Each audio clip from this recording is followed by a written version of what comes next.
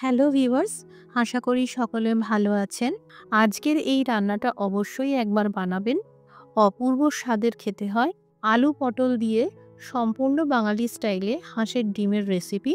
ডিমের ঝোল বা ডিমের ডালনা খেয়ে একঘেয়েমি এসে থাকলে এটা বানাতে পারেন। সহজেই তৈরি হয়ে যাবে। নমস্কার, আমি মৌ। আপনারা দেখছেন মৌয়ের সাথে রান্নাবান্না। ভালো লাগলে লাইক দিয়ে শেয়ার করে দেবেন। প্রতিদিন নতুন নতুন রেসিপি পাওয়ার জন্য সাবস্ক্রাইব করে রাখুন আর অবশ্যই মনে করে বেল নোটিফিকেশনটা অন করে রাখবেন। এখানে টোটাল ৬টা হাঁসের ডিম নিয়েছি। ডিমগুলোকে সিদ্ধ করে খোসা ছাড়িয়ে রেখেছি। আর নিয়েছি ৩টে আলু আর ৬টা পটল। এই রান্নাটা আপনারা পটল বাদ দিয়েও বানাতে পারেন। আমি আলুর সাথে পটল দিয়ে বানাবো, তাই প্রথমে পটলের খোসা ছাড়িয়ে নিতে হবে। পটল দিলে রান্নাটা পরিমাণে বাড়ে আর খেতেও ভালো লাগে, তাই আমি পটল দিয়েই বানাচ্ছি। পটলের খোসা ছাড়ানোর পর জাস্ট এইভাবে আধখানা করে দিলাম। এবার আলুর খোসা ছাড়িয়ে নেব। আপনারা যদি আরও বেশি পরিমাণে ডিম দিয়ে করেন, আলুর পরিমাণটাও বাড়াতে হবে। প্রথমে লম্বা করে কাটলাম, তারপর লম্বালম্বি হাফ করে কেটে নিয়ে আবারও অর্ধেক করে দিলাম। এইভাবে একটা আলুকে ৮ পিসে কেটে নিলাম। আপনারা চাইলে আলুর পিসগুলোকে আরও বড় বড় রাখতে পারেন। এখানে সব আলু আর পটল কাটা হয়ে গেল। ৬টা ডিম অনুসারে এখানে নিয়েছি ৪টে পেঁয়াজ আর নিয়েছি ২টো টমেটো। পেঁয়াজগুলোকে আগে থেকেই খোসা ছাড়িয়ে রেখেছিলাম। এবার কেটে নেব। খুব মিহি করে কুচানোর প্রয়োজন নেই, জাস্ট এইভাবে ছোট ছোট করে কেটে নিলেই হবে। এই রান্নায় পেঁয়াজ বাটার ব্যবহার হয় না, রান্নার জন্য পেঁয়াজ কুচি তৈরি। এবার টমেটো কুচিয়ে নেব। পেঁয়াজের মতন করে টমেটো খুব ছোট ছোট করে কেটে নিতে হবে।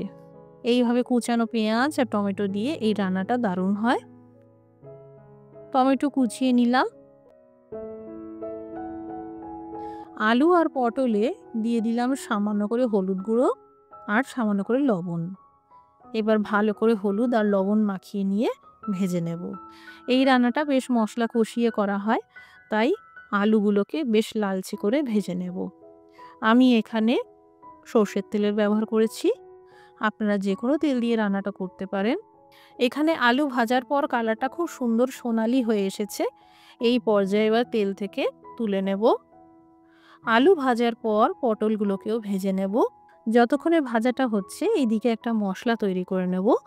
একটি পাত্রে নিয়েছি ১ চামচ জিরের গুঁড়ো, ১ চামচ ধনের গুঁড়ো, আধা চামচ লঙ্কার গুঁড়ো, আধা চামচ হলুদ গুঁড়ো আর ৪ চামচ আদা রসুনের পেস্ট। এতে ২ চামচ আদা বাটা আছে আর ২ চামচ রসুন বাটা আছে। সামান্য জল দিয়ে গুলে রেখেছিলাম। এই গুঁড়ো মশলার সাথে ভালো করে মিশিয়ে নিলাম। এইভাবে ৫ মিনিটের জন্য রেখে দিতে হবে। এদিকে পটল ভাজা হয়ে গেছে। এবার তেল থেকে তুলে নিলাম। এবার হাঁসের ডিমগুলোকেও ভেজে নেব। বেশ সোনালি বাদামি রং করে হাঁসের ডিমগুলোকে ভেজে নিতে হবে। এখানে আমার ডিমগুলো ভাজা হয়ে গেল। এবার ফোড়নে ভেজে নেব একটা তেজপাতা। তেজপাতাটা এইভাবে ছেড়ে দিয়ে দিলাম। একটা শুকনো লঙ্কাকে আধখানা করে দিয়ে দিলাম আর দিয়ে দিলাম ২ চামচ আস্ত জিরে। কম আছে বেশ ২ মিনিট মতন ভেজে নিলাম। এবার দিয়ে দিলাম কুচানো পেঁয়াজ। এখানে বলে রাখি, এই রান্নায় পেঁয়াজ ভাজাটা খুবই গুরুত্বপূর্ণ, কারণ পেঁয়াজ যত ভালো করে ভাজা হবে রান্নার স্বাদও তত বেশি টেস্টি হবে। তাই প্রথমে বেশ ৫ থেকে ৭ মিনিট ধরে ভালো করে পেঁয়াজ ভেজে নিতে হবে। আঁচটা হাই টু মিডিয়ামে রাখতে হবে। পেঁয়াজ ভাজাটা যাতে তাড়াতাড়ি হয় তার জন্য এইভাবে ঢাকা চাপা দিয়ে রাখলাম। আবারও ঢাকা খুলে ভাজতে হবে। এই দেখুন পেঁয়াজ কুচিতে ধীরে ধীরে একটা ব্রাউন কালার আসছে। এরকম একটা কালার চলে এলে তখন হাই ফ্লেম রেখে সামান্য করে জল দিয়ে দিতে হবে আর সঙ্গে সঙ্গে ঢাকা চাপা দিয়ে দিতে হবে। এতে পেঁয়াজের কালারটা খুব সহজেই পুরো বাদামি হয়ে যাবে। এই দেখুন পেঁয়াজ কুচি একদম বাদামি রং হয়ে গেছে। এতে রান্নার স্বাদটাও খুব ভালো হয়। এবার এই পর্যায়ে মশলার পেস্টটা দিয়ে দিলাম। আবারও ক্রমশ ভাজতে থাকবো। কষানোর উপরেই স্বাদটা আসে, তাই ৫ থেকে ৭ মিনিট মতন এই মশলার গ্রেভি কষিয়ে নিলে ভালো।